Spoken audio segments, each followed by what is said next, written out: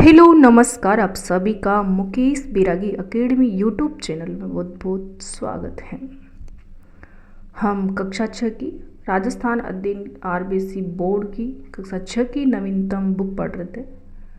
उसमें आज का अध्याय अपना 7वां अध्याय जल संसाधन एवं संरक्षण। जल की उपलब्धता के कारण ही पृथ्वी पर जीवन संभव है।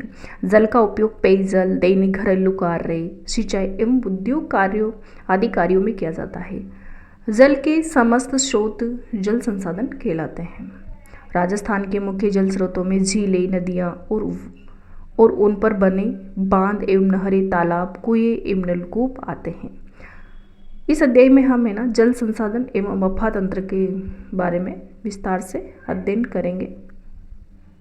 अफवाह तंत्र, तो अफवाह तंत्र किसे कहते हैं? तो अफवाह तंत्र है कोई भी नदी यानी कि कोई भी मुख्य नदी, उसकी सहायक नदियों का जाल जो कि भूपृष्ठीय जल को समुद्र तक ले जाता है उसे क्या बोलते हैं? तो अफवाह तंत्र बोलते हैं। यानी कि धरातलीय बनावट और भूगर्भीय संरचना के आधार पर किसी नदी तथा उसकी सहायक नदियों द्वारा निर्मित जल प्रवाह को विशेष व्यवस्था को अफवाह तंत्र या प्रवाह प्रणाली कहते हैं। दो अफवाह क्षेत्रों के मध्य की उच्च भूमि जो वर्षा जल को विभिन्न दिशाओं में विभक्त कर प्रवाहित करती है उसे जल विभाजक रेखा कहते हैं। राजस्थान में अरावली पर्वतमाला जल विभाजक रेखा है। सहायक नदियाँ क्या होती है? तो ऐसी छोटी छोटी नदियाँ जो आगे चलकर किसी बड़ी नदी में मिल जाती है उन्हें क्या कहते हैं? सहायक नदियाँ कहते हैं। राजस्थान का अफवाह तंत्र, राजस्थान के अफवाह तंत्र को 3 भागों में बांटा जाता है। कितने भागों में? 3 भागों में बांटा जाता है। बंगाल की खाड़ी का अफवाह तंत्र और अरब सागर की अफवाह तंत्र और आंतरिक अफवाह तंत्र।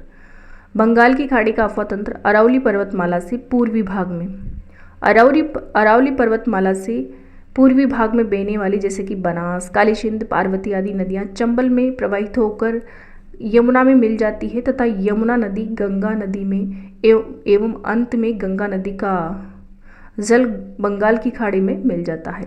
इन नदियों को बंगाल की खाड़ी का अफवाह तंत्र कहते हैं। और अरब सागर का अफवाह तंत्र अरावली पर्वतमाला से पश्चिम भाग में, अरावली पर्वतमाला से पश्चिम भाग में बहकर अपना जल अरब सागर में ले जाने वाली माही, लूनी, साबरमती, पश्चिमी बनास एवं इसकी सहायक नदियों को अरब सागर का अफवाह तंत्र कहते हैं।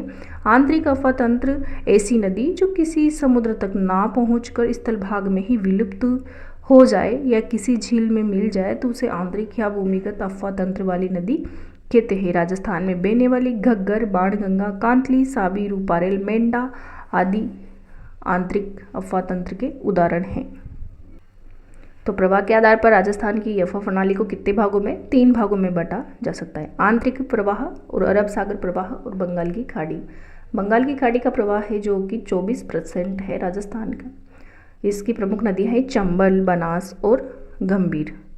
और अरब सागर का प्रवाह है जो 16% है। इसकी प्रमुख नदियाँ हैं अरब सागर की माही, लूनी, पश्चिमी बनास और साबरमती। और आंतरिक प्रवाह है जो सबसे ज़्यादा है, 60% है। इसकी प्रमुख नदियां हैं घग्गर नदी, कांतली, कांकनी, साबी, रूपारेल, कुकुंद, मेंथा और रूपनगढ़, खारी और खंडेला भी है। तुरतमती है, नीमड़ा है, बूजड़ा है, सीसारमा, मंगानी और बाणगंगा इत्यादि प्रमुख आंतरिक प्रवाह की नदियां हैं। और आंतरिक प्रवाह सबसे ज़्यादा है, 60% है। और अरब सागर का प्रवाह 16% है। माही, लूनी, पश्चिम बनास और साबरमती इसकी प्रमुख नदियां हैं। और बंगाल की खाड़ी का प्रवाह 24% है। चंबल, बनास और गंभीर इसकी सहायक नदियां, प्रमुख नदियां हैं। आगे है राजस्थान की प्रमुख नदियां। सबसे पहले है चंबल नदी। इस नदी का उद्गम स्थल मध्य प्रदेश में विंध्याचल पर्वत है। ये राजस्थान की सबसे लंबी एवं एकमात्र वर्ष भर बहने वाली नदी है। राजस्थान में यह नदी चित्तौड़गढ़ जिले में भैंसोड़गढ़ से प्रवेश कर कोटा, बूंदी, सवाई माधोपुर, करौली और धौलपुर जिलों में बहने के बाद उत्तर प्रदेश में यमुना नदी में मिल जाती हैं। इसकी प्रमुख सहायक नदियां हैं बनास, बेड़च, कोटारी, काली सिंध, पार्वती आदि हैं। राजस्थान का औद्योगिक नगर कोटा भी इस नदी के किनारे पर स्थित है। ये चंबल नदी का मैप है तो इसके आधार पर देखते हैं। चंबल नदी का उद्गम है जनापाऊ की पहाड़ी, यानी कि उद्गम मध्य प्रदेश में इंदौर के महू के नज़दीक विंध्याचल की पर्वतमाला विंध्याचल पर्वतमाला की जनापाऊ पहाड़ी से होता है और एमपी से होता है। और चंबल नदी का प्रवेश है ना राजस्थान में बेशोड़गढ़ चित्तौड़गढ़ में होता है। चंबल नदी की बात करें तो चंबल नदी है ना चित्तौड़गढ़, फिर कोटा, चित्तौड़गढ़, कोटा, बूंदी, सवाई माधोपुर, करौली और धौलपुर में बहती हैं। और इस पर है ना गांधी सागर बांध, राणा प्रताप सागर बांध, जवाहर सागर बांध, कोटा बैराज, 4 बांध बने हुए हैं। चंबल नदी पर कितने बांध बने हुए हैं? 4 बांध। चंबल नदी पर 4 बांध बने हुए, गांधी सागर बांध जो मंदसौर एमपी में, और राणा प्रताप सागर रावतभाटा चित्तौड़ में है, और जवाहर सागर बांध बूंदी कोटा की सीमा पर, और कोटा बैराज बांध कोटा में। और चंबल नदी की टोटल लंबाई की बात करें तो 1051 किलोमीटर है। पहले ये 965 थी, लेकिन अभी वर्तमान में 1051 किलोमीटर है। और इसकी राजस्थान में लंबाई 322 किलोमीटर है। कुल लंबाई कितनी? तो 1051 किलोमीटर है और राज्य में 322 किलोमीटर है। इसकी सहायक नदियों की बात करें तो बनास है। सहायक नदियों में सबसे पहले क्या है? सबसे लंबी नदी बनास है। और पार्वती, सीप, काली सिंध और गुजाली, ब्राह्मणी, ईश, कुराल, आलनिया, मेज, चाकण, सीप, कुन्नू इत्यादि इसकी प्रमुख सहायक नदियां हैं। आगे है बनास नदी। बनास नदी की बात करें तो राजसमंद जिले में खमनोर की पहाड़ियों से निकलती है। और ये राजसमंद, चित्तौड़गढ़, भीलवाड़ा, टोंक जिलों में बहकर सवाई माधोपुर में रामेश्वर के निकट चंबल नदी में मिल जाती है। एक मौसमी नदी है, पूर्णतः राजस्थान में बहने वाली और सबसे लंबी नदी है। इसकी लंबाई 480 किलोमीटर है और टोंक नगर बनास नदी के किनारे पर स्थित है। बनास की प्रमुख सहायक नदियां हैं मेनाल, कोठारी, बेड़च, कोठारी, खारी, मासी, बांडी, मोरेल, डून, कालीशील इत्यादि बनास की सहायक नदियां हैं। और ये बिशलपुर बांध का चित्र है। बिशलपुर बांध टोंक में बना हुआ है बनास नदी पर। और ये राजस्थान की सबसे बड़ी पेयजल परियोजना है बिशलपुर बांध परियोजना, जहाँ है ना पेयजल के साथ साथ यहाँ से सिंचाई सुविधा भी उपलब्ध होती है। और बिशलपुर बांध टोंक, अजमेर, ब्यावर, जयपुर, दौसा इत्यादि को पेयजल की सुविधा उपलब्ध कराता है। और जबकि यहाँ से सिंचाई भी होती है जो कि टोंक जिले को प्राप्त होती है। आगे है लूनी नदी। अजमेर जिले में गोविंदगढ़ के निकट सरस्वती एवं सागरमती नामक 2 धाराओं के मिलने से इस नदी का उद्गम होता है। अजमेर, ब्यावर, नागौर, पाली, जोधपुर, बालोतरा, बाड़मेर,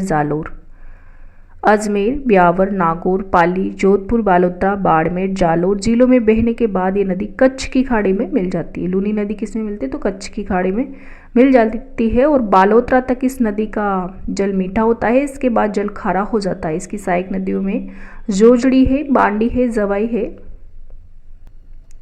इनकी लूनी की सहायक नदियों में जोजड़ी, बांडी, जवाई, मीठड़ी, खारी, सूकड़ी, सागी, गुइया आदि हैं। ही राजस्थान की अफवाह तंत्र का मैप है जो किसमें दे रखा है। ये लूनी नदी है और इसकी सहायक नदियाँ है सूकड़ी, बांडी, जवाई नदी, ये सब इसकी सहायक नदियाँ हैं।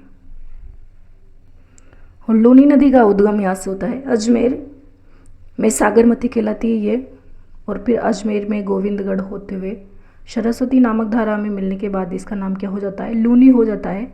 और ये लूनी नदी अजमेर और ब्यावर, नागौर, जोधपुर, बालोतरा, बाड़मेर, जालोर इन जिलों में प्रवाहित होती है। इसकी टोटल लंबाई 495 किलोमीटर और राजस्थान में 330 किलोमीटर है। लूनी का समापन कहाँ होता है? तो कच्छ की खाड़ी में होता है।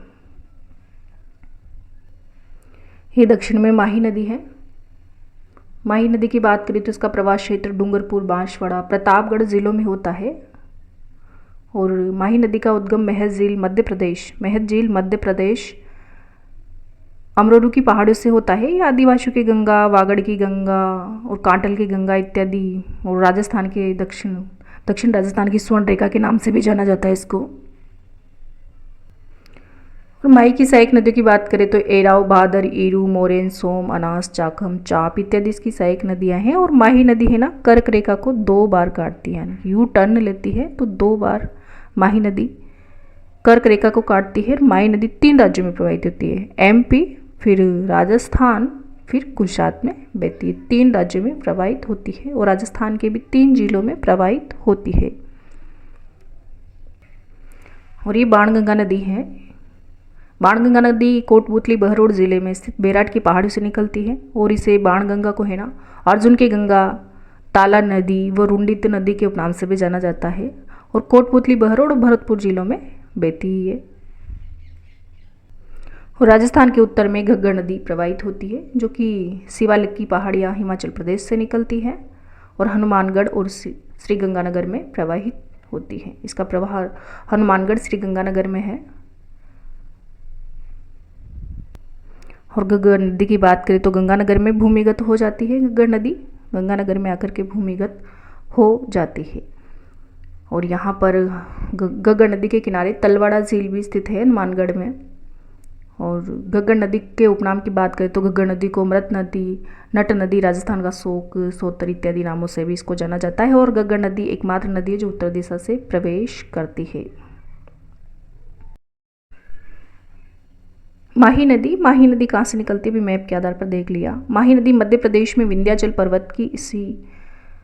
पर्वत से इसका उद्गम होता है। राजस्थान, ये नदी राजस्थान, बांसवाड़ा, प्रतापगढ़ जिलों में बहने के बाद खंभात की खाड़ी में मिलती है। और इसकी प्रमुख शाही नदियाँ हैं। माही नदी की सहायक नदियाँ हैं सोम, झाकम। और सोम झाकम के अतिरिक्त भी इसकी सहायक नदियाँ एराव, भादर, ईरू, मोरेन, अनास, चाप इत्यादि भी माही नदी की प्रमुख सहायक नदियाँ हैं। बाणगंगा नदी, इस नदी का उद्गम जयपुर संभाग के कोटपुतली बहरोड जिले में स्थित अरावली की बेराट की पहाड़ियों से होता है। इस नदी का पानी भरतपुर में घना पक्षी विहार राष्ट्रीय उद्यान में नम भूमि का निर्माण करता है। इसे अर्जुन की गंगा भी कहा जाता है। बाणगंगा को अर्जुन की गंगा कहा जाता है। घग्गर इस अंत प्रवाही नदी का उद्गम हिमाचल प्रदेश में हिमाचल पर्वत की शिवालिक श्रेणी से होता है। उत्तरी राजस्थान में ये नदी हनुमानगढ़ में प्रवेश करती है, श्रीगंगानगर में भूमिगत हो जाती है। इस नदी को प्राचीन सरस्वती नदी का अवशेष अथवा सहायक नदी माना जाता है। आगे राजस्थान की प्रमुख नदी घाटी परियोजनाएं। नदियों पर बांध बनाने से जल विद्युत उत्पादन, सिंचाई, पेयजल, वृक्षारोपण, भूमिगत जल स्तर में वृद्धि, बाढ़ नियंत्रण, मृदा अपरदन और पर्यटन आदि कई प्रकार के उद्देश्य पूरे होते हैं। इन्हीं कारणों से इन्हें बहुउद्देश्य परियोजनाएं भी कहा जाता है। भारत के प्रथम प्रधानमंत्री पंडित जवाहरलाल नेहरू ने नदी घाटी परियोजनाओं के महत्व को देखते हुए इन्हें आधुनिक भारत के मंदिर कहा है। राजस्थान में चंबल परियोजना, माही बजाज सागर परियोजना, बिशलपुर परियोजना और सरदार सरोवर परियोजना प्रमुख नदी घाटी परियोजना है। चंबल परियोजना, यह परियोजना राजस्थान और मध्य प्रदेश राज्यों की संयुक्त परियोजना है। इस परियोजना के अंतर्गत कुल 4 बांध बनाए गए। इसमें गांधी सागर बांध मध्य प्रदेश के मंदसौर जिले में और राजस्थान में चित्तौड़गढ़ जिले में राणा प्रताप सागर बांध और कोटा जिले में जवाहर सागर बांध और कोटा बैराज बांध है। इस परियोजना से दोनों राज्यों को जल विद्युत एवं सिंचाई की सुविधाएं प्राप्त होती है। ये राणा प्रताप सागर बांध का चित्र है और यह है माही बजाज सागर। राणा प्रताप सागर चंबल और माही बजाज सागर माही नदी पर। माही बजाज सागर परियोजना बांसवाड़ा में माही नदी पर यह परियोजना स्थित है। ये राजस्थान और गुजरात राज्य की सम्मिलित परियोजना है। इसमें दोनों राज्यों की सिंचाई, जल विद्युत और पेयजल सुविधाएं उपलब्ध हो रही है। बिशलपुर परियोजना राजस्थान के टोंक जिले के टोडा राय सिंह नगर के पास बिशलपुर गांव में बनास नदी पर सिंचाई और पेयजल के उद्देश्य से इस परियोजना का निर्माण हुआ। इस परियोजना से राज्य के जयपुर, अजमेर, ब्यावर, टोंक, डिडवाना, कुचामन सहित कई अन्य क्षेत्रों को पेयजल आपूर्ति की जाती है। सरदार सरोवर परियोजना गुजरात, मध्य प्रदेश, महाराष्ट्र और राजस्थान। गुजरात, मध्य प्रदेश, महाराष्ट्र, राजस्थान राज्यों की संयुक्त परियोजना का निर्माण गुजरात में नर्मदा नदी पर किया गया है। इस परियोजना से राजस्थान के दक्षिण पश्चिम में नहर द्वारा बाड़मेर एवं जालोर जिलों में सिंचाई एवं पेयजल सुविधा उपलब्ध कराई जाती है। इसके अतिरिक्त राज्य में पाली जिले में जवाई नदी पर जवाई परियोजना है। डूंगरपुर जिले में सोम नदी पर सोम कमला अम्बा परियोजना। उदयपुर जिले में मानसी वाकल और प्रतापगढ़ जिले में जाखम नदी पर जाखम परियोजना। जल संरक्षण के आधुनिक तरीकों से बांध बनाना सबसे प्रमुख है। राजस्थान में प्रमुख झीलें एवं जल संचयन। राजस्थान में प्रमुख झीलें एवं जल संचयन की बात करें तो राजस्थान के लगभग प्रत्येक क्षेत्र में पारंपरिक जल स्रोत जैसे कुएं, भावड़ियाँ, जोहर, टांके, खड़ीन आदि पाए जाते हैं। तत्कालीन राजा महाराजाओं ने जल संचयन और जल संरक्षण के लिए कई उपाय किए, जिसके उदाहरण वर्तमान में भी कई जिलों में दिखाए जा सकते हैं। उदयपुर में 14वीं सदी से 19वीं सदी तक जल संरक्षण हेतु अनेक कार्यों द्वारा ऐतिहासिक जल प्रबंधन प्रणाली का विकास किया गया एवं यहाँ के राणाओं ने पिछोला, उदय सागर, फतेह सागर, गोवर्धन सागर, रंग सागर, स्वरूप सागर आदि झीलों का समय समय पर निर्माण करवाया। तो पिछोला, उदय सागर, फतेह सागर, गोवर्धन सागर, रंग सागर, स्वरूप सागर कहाँ पे स्थित है? तो कहाँ पे स्थित है? उदयपुर में स्थित है। आदि झीलों का समय समय पर निर्माण करवाया और नहरें बनाकर आपस में जोड़ दिया। इससे वर्षा ऋतु में जल एक के बाद दूसरी झील में स्थानांतरित हो जाता है। इन सभी झीलों के कारण ही उदयपुर को झीलों की नगरी कहा जाता है। अगली है जयसमंद झील का निर्माण। मेवाड़ के महाराणा जयसमंद झील का निर्माण मेवाड़ के महाराणा जय सिंह ने सन 1687 से 1691 ईस्वी तक गोमती नदी पर करवाया। गोमती नदी पर जयसमंद झील का निर्माण करवाया। किसने? जय सिंह ने, महाराणा जय सिंह ने। कब? तो 1687 से 1691 के मध्य। यह विश्व की मीठे पानी की सबसे बड़ी मानव निर्मित झील मानी जाती है। अजमेर में स्थित पुष्कर एक धार्मिक महत्व की प्राकृतिक झील है। अजमेर में स्थित पुष्कर एक धार्मिक महत्व की क्या है? प्राकृतिक झील है। और आना सागर भी अजमेर में एक प्रसिद्ध झील है। सिरोही में माउंट आबू, सिरोही में कौन सी है? तो माउंट आबू झील है। और नक्की झील, माउंट आबू में स्थित नक्की झील राज्य में सर्वाधिक प्रसिद्ध प्राकृतिक झील है। राजसमंद जिले में राजसमंद झील है।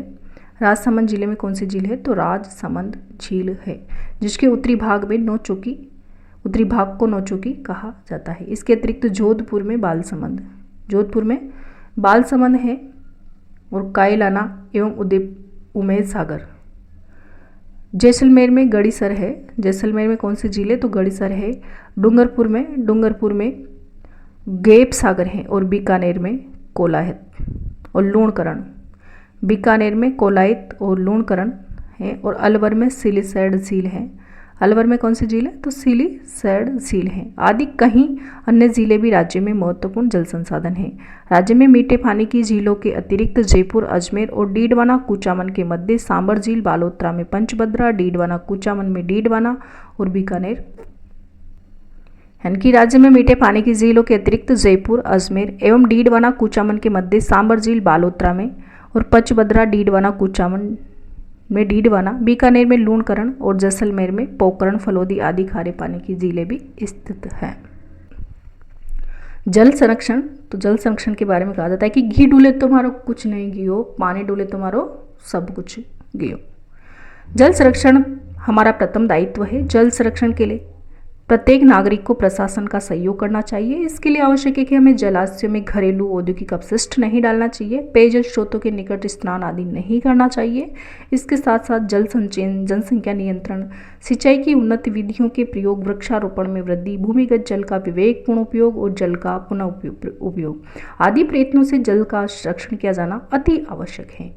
अधिक वर्षा के क्षेत्रों से जल को नहरों के द्वारा कम वर्षा वाले क्षेत्रों में पहुंचाकर जल जीवन और उद्योग के लिए अनुकूल परिस्थितियां सरकार द्वारा उपलब्ध करवाई जा रही है। वर्तमान में जल संरक्षण के लिए बूंद बूंद सिंचाई, फव्वारा सिंचाई, एनीका, रूफटॉप जल संचयन, वाटर हार्वेस्टिंग आदि तकनीकें प्रचलित है। रूफटॉप जल संचयन विधि में घर की छत पर गिरे वर्षा के जल को घर के नीचे बने हुए कुएं, टैंक में एकत्र किया जाता है वाटर हार्वेस्टिंग तकनीक द्वारा वर्षा के व्यर्थ बहने वाले जल को भूमिगत किया जाता है। वाटर हार्वेस्टिंग तकनीक द्वारा वर्षा के व्यर्थ बहने वाले जल को क्या किया जाता है? भूमिगत किया जाता है। पश्चिमी राजस्थान में प्राचीन समय से ही यहाँ के निवासी टांका, खड़ीन, जोहड़ आदि का निर्माण कर वर्षा जल का संग्रहण एवं संरक्षण करते हैं। इन तकनीकों को वृहद स्तर पर अपनाने की आवश्यकता है।